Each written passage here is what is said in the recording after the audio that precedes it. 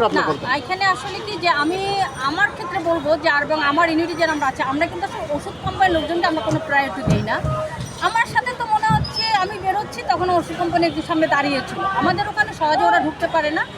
একটা ডে আছে নির্দিষ্ট এবং নির্দিষ্ট টাইম আছে, ওই সময়ের মধ্যে যদি এসে আমাদেরকে পায় আমাদেরকে একটু টুকটাক বলে যে এই ওষুধ আছে, ওটা প্রায়োরিটি দিন। আর আরেকটা যেটা হচ্ছে যে আপনি ডিউটির সময় তাহলে প্রাইভেট ক্লিনিকে যেতে চাই। অ্যাজেবল যে ঘটনাটা বলেছেন এটা আসলে আমার আমি যতদিন আমি বলি আমি আসলে 2003 সাল থেকে চাকরিতে আছি।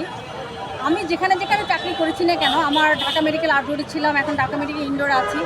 আমার ডিপার্টমেন্টের আশেপাশে কোনো ডাক্তারকে আমি দেখি না যে ডিউটি টাইমে তার সময় আছে বাইরে গিয়ে তার প্র্যাকটিস করে, কারণ আমরা রোগী দেখেই সময় শেষ করতে পারি।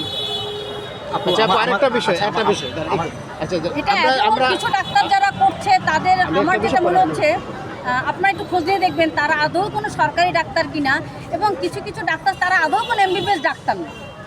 আচ্ছা আপু, আরেকটা বিষয় আমার হলো যেটা মনে হচ্ছে, কারণ আমি